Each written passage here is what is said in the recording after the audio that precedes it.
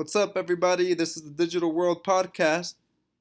And boy, I tell you, it seems like it's getting interesting every single day. We hear about Brad Garlinghouse being on HBO. We see this Forbes article coming out, and it just seems like it's strengthening Ripple's case. We hear whispers from all these corners, and you gotta wonder: is it time for blast off? I gotta keep a level head, and this requires some patience. But we're starting to hear whispers from every corner, and it seems like it's inevitable that we see possibly a resolution, maybe a settlement. I don't know. But a former SEC commissioner, Paul Atkins, weighs in on what he thinks the incoming SEC chair, Gary Gensler, could possibly do, such as withdraw a lawsuit. Listen to what he has to say. I mean, the SEC obviously worked long and hard on that complaint that they filed in court.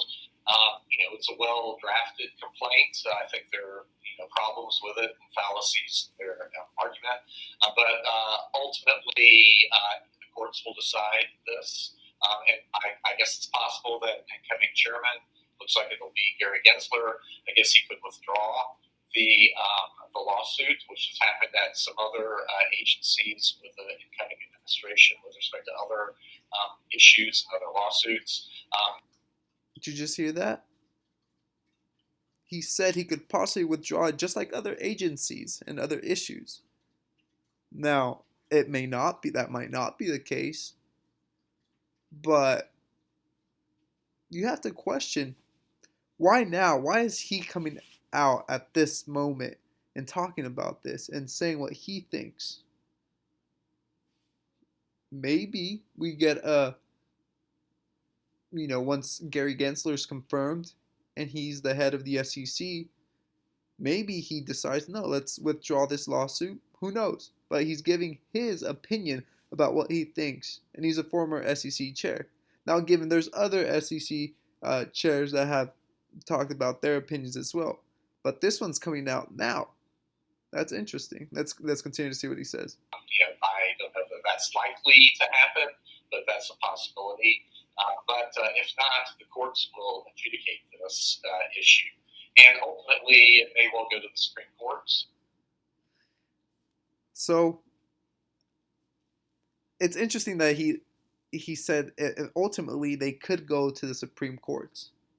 Well, maybe this is what Ripple wants. If this isn't settled where it is now, then it can go to the higher courts. And there is a video of Gary Gensler talking about how he can see this case being settled at the federal court level, the U.S. Supreme Court.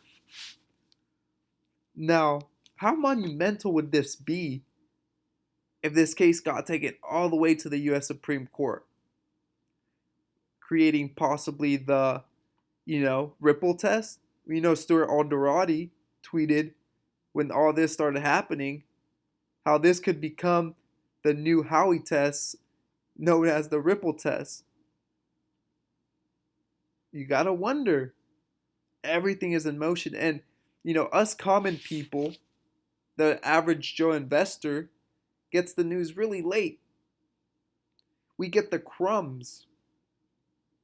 And these institutional investors, these people in the know, in their tight-knit circles, know exactly what's going on. They're way ahead of the game than we are. So we got to piece together what we're given and try to put our pennies next to their dollars, like Becca Bradley says in his channel. It's important. Now, this Forbes article that came out, SEC stumbles in Ripple case, lost in a maze of its own making, taking a shot at the SEC. Now, one of the sentences that this author says here, and I couldn't agree more, is this: I called this case a cryptocurrency trial of the century in December, and I'm being vindicated with each development. This whole article is basically laying out everything that's been happening, literally everything.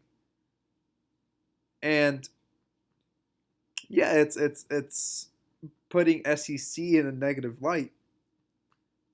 But would she be wrong for saying the things she said? They're all facts. They're all facts. And if this case does go to the U.S. Supreme Court, the it's gonna change the crypto market forever in all markets.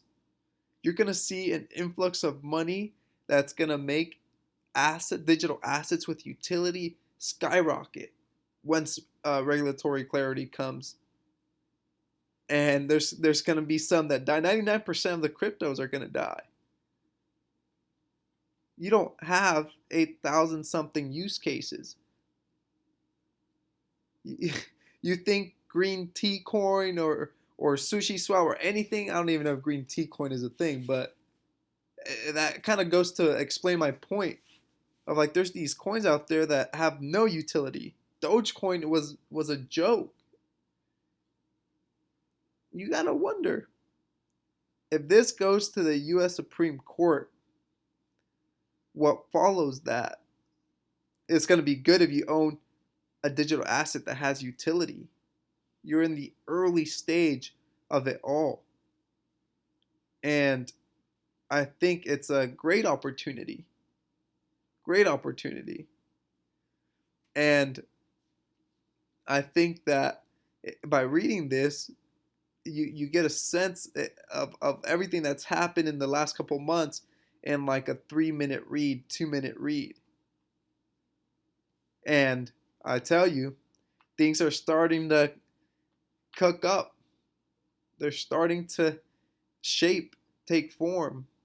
And although we're, in the middle of the trees, soon enough we're going to be able to, get out of the trees, out of the forest, and see the big picture.